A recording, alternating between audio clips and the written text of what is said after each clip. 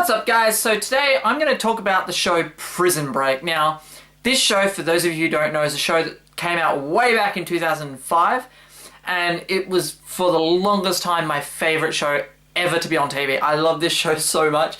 It's crazy until Breaking Bad, and I was very late to the Breaking Bad party. I only saw Breaking Bad for the first time ever last year, and so until Breaking Bad, Prison Break was my all-time favorite television show. You know, I love shows like NCIS and Law and Order and all of that, but I remember when I first saw Prison Break in 2005, at first it was a show that my dad had just started watching. I think he just happened to catch it one night. It was just on TV, and he was just channel surfing, and it was on, and during its initial run.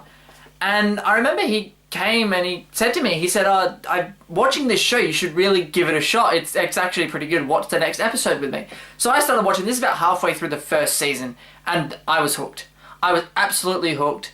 And then, the show ended, and I didn't actually catch the last season. I didn't see a lot of the last season at all. I saw the last couple of episodes. And then I remember it came out on iTunes, and I got the whole thing on iTunes. And it wasn't until earlier this year or late last year, I think it was late last year, they finally released it on Blu-ray, and we got the announcement that they're doing a season 5. So I wanted to go back in time today and just talk about Prison Break, the TV series, and talk about why I liked it. And things that I like about it, things that I don't like about it. I'm not going to spoil the series for you guys because it is a really good series, and I want you guys to experience it as you watch the show if you haven't seen it. But also in the comment section, let me know if you guys have seen Prison Break. What do you think about it? Try not to put spoilers in the comments just in case other people haven't seen it and want to see it, because watching it when it first had its initial run, Netflix and that didn't exist. You couldn't binge it like you can binge it now. I had to wait that whole week to find out what happened, because pretty much every episode almost leaves you on some kind of cliffhanger. So basically, the story of Prison Break is exactly what it sounds like. It's a prison break. It's an escape that is planned, that happens. And basically, Lincoln Burrows is put in prison for a crime he did not commit. That's not a spoiler. It's the basic plot, right? You know that within the first episode or two. He didn't commit this crime. He's put in prison for the murder of the president's brother. And his brother is a structural engineer, architect, Michael Scofield, and he gets himself locked up in that same prison to break his brother out, and he hatches this entire plan, and along the way, other prisoners get pulled into the escape, whether by choice or, they happen to stumble across it, and they threaten that they're gonna, tell the prison guards about the escape if they don't let them in on the escape with them. I love this show to bits. I absolutely love this show. I feel like I'm going to be saying that a lot during this video, so I apologize for that, but I just want to gush about this show because I love it so much. So what I love about this show, first and foremost, is the relationship between the brothers, between Michael and Lincoln. You really feel for this guy. He's been put in prison for a crime he didn't commit, and he's been sentenced to death. What that's got to do to your brain, but his brother he loves his brother so much that Michael would get himself locked up in that prison to break his brother out. And the writing in season 1, I'm just going to go season by season. The writing in season 1 is the best written season of this show ever. I think it's better than any of the writing in any of the other seasons. It's in depth.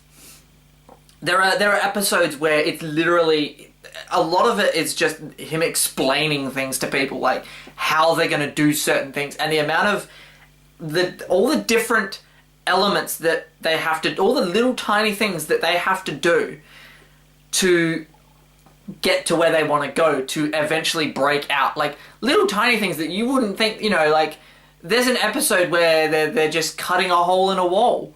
There's an episode where it's just him trying to find a screw to undo certain things. Like he gets a screw, this isn't a major spoiler, he gets a screw out of one of the benches that's out in the yard, that they sit on, just one of those park benches. And he tries to get, it's an episode of just him getting this screw out, and then someone steals the screw from him to use it as a weapon. He has to get it back. It's like like little things like that that are just they base on a whole episode on, and it's great.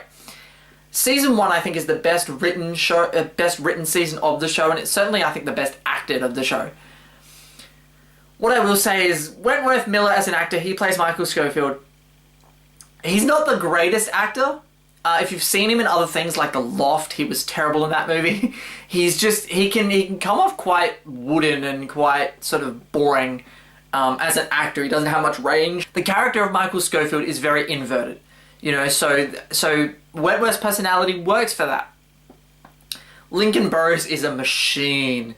He is like, they build him up to the point, like, you see, he's almost as, he's like, they say at one point he's as strong as a gorilla. You know, he's just, you believe that this guy could have killed someone, but he didn't. And I like that. Because the people that, you know, generally bigger people and the big guys, they generally are some of the nicest people you will ever meet. So let's talk about Michael Scofield. Michael Scofield gets tattooed all over here, a full set of body tattoos, which is basically it's the blueprints of the prison, but it's sort of hidden, you know, under a bunch of other tattoos. Like, the tattoos are of different images, but if you look closely enough, it is the blueprints of the prison. Now, then in a roundabout way, his architect firm worked for, you know, they were subcontracted to do renovations on the prison, so that's how he got the blueprints and all of that. It's explained in the show. But I love how, especially in the first season, every time the tattoos are referenced, they go to a different part of the tattoos, a different part of the blueprint on his body. And that's basically sort of each episode, they sort of touch on a different part. Like, this tattoo, this part of that tattoo, say on his arm, means we have to go to this section of the prison and dig a hole here. Or this section here means we have to go to the infirmary and we have to break in here and we have to, you know, do different things. I love that. I think it's a great storytelling tool. Now let me talk about Dr. Sarah Tancredi. This is one of the best characters in this show. I think she is one of the best female characters on TV. I think she's one of the best female characters in general, because she's not just the love interest to Scofield. She's not just the damsel in distress. She's not just the pretty doctor. Throughout the show, she starts off as the pretty doctor and the love interest, absolutely. But they establish her as a strong character. She's her own person, and throughout the show, she changes. She's one of the few characters. Like I said, she's one of the few characters that, you know, they all sort of complete their arc in one way or another throughout the 4 seasons. I think she's the one that changes the most. She's the one that has the most development. She starts in one place, she finishes in another. And she is just an interesting, complex character, and I love her character so much. I think she's one of the best characters in the show. My favourite character in the show by far is a character called T-Bag, and everyone laughs when I say that. That's hilarious. T-Bag, he's an interesting guy. Okay, he's a bad guy. He's a horrible, and I don't mean just like bad as in villain. I mean he's a horrible human being, right? He's raped, he's murdered, he's, you know, locked up for I think 6 counts of murder and 6 counts of rape, like, and child rape. And they say at one point in the show, like, he used to rape and murder kids, and not always in that order. Like, he's a despicable human being. But he's an interesting character, because you never know what he's going to do next. And not only do you not know what he's going to do next, you don't know what he's going to say next. Like, some of the lines that he has are so funny, and it's like this Alabama accent, and it's hilarious. And the actor Robert Nepper, who plays T-Bag, or Theodore Bagwell is his actual name. Robert Nepper, who plays T-Bag, he just puts on this southern accent, and it's hilarious. And I heard him say in an interview that he can, in real life, walk into a bar anywhere in the world, and big bikies just sort of back off, like they shit themselves, because they can't separate the actor from the character. Alright, getting on to the second season. Now, obviously, a show called Prison Break, this is not really a spoiler, they break out of prison. The second season is pretty much them on the run. Now, I will tell you, the second season, while I said the first season was the best written of the show, and I think it is. I think it is the best written. I think it is the most well acted. I think it has the most tension and drama and build up. I think the first season is terrific. The second season is my personal favorite because of the amount of action that's in it. The second season, you get a whole new bunch of characters introduced. You get a detective, an FBI agent by the name of Alex Mahone, played by Bill Fichtner. The second season is great. They're on the run. They're all spread out all across the country. I think the second season is fantastic. Now, a few of the flaws start to come out in the second season, I feel. I think, at some points the second season starts to get a bit boring. It starts to drag a little bit. You start to go, okay, come on, get us back to the main story.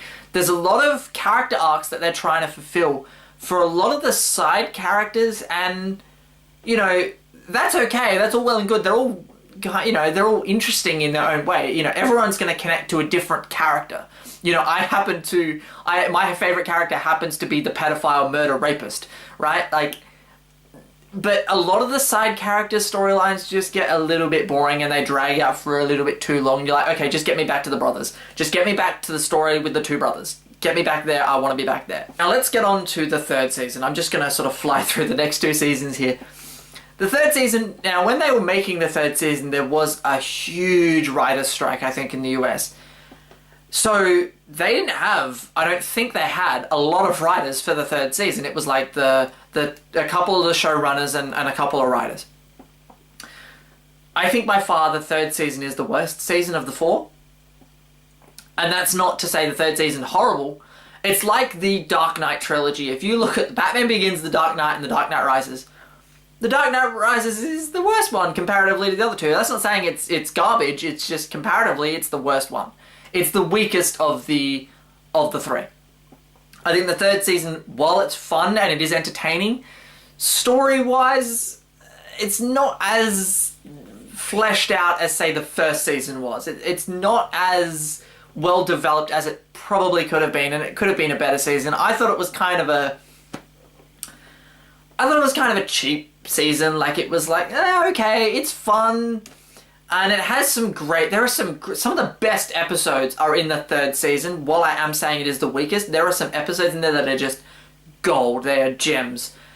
It's certainly the most violent of the four seasons so far.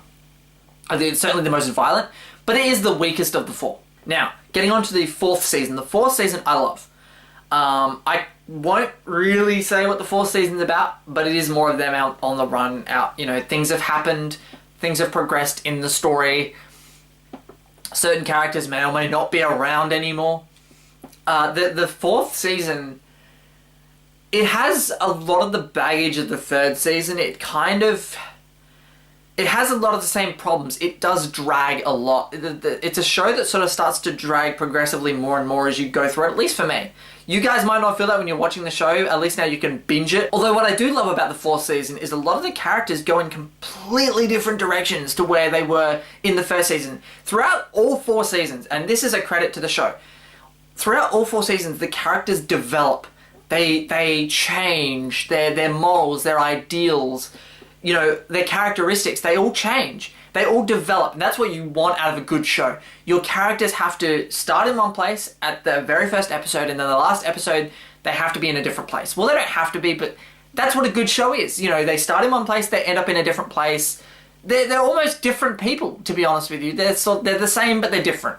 They've learnt from their past experiences. But anyway, I just wanted to get my thoughts out there on the Prison Break series. I would love to know what you guys watching think of Prison Break. If you've seen any of it, let me know. If you haven't, please get into it. It's a great show. Let me know down below. Are you excited for Prison Break Season 5? Let me know in the comments section below. Remember to subscribe to my channel. I have a review of Boss Baby, the new Alec Baldwin animated movie, coming out later next week. I am seeing an advanced screening of that this weekend, so look out for that. Look out for a review of Beauty and the Beast. It comes out in Australia on March 23rd. I'm really looking forward to that.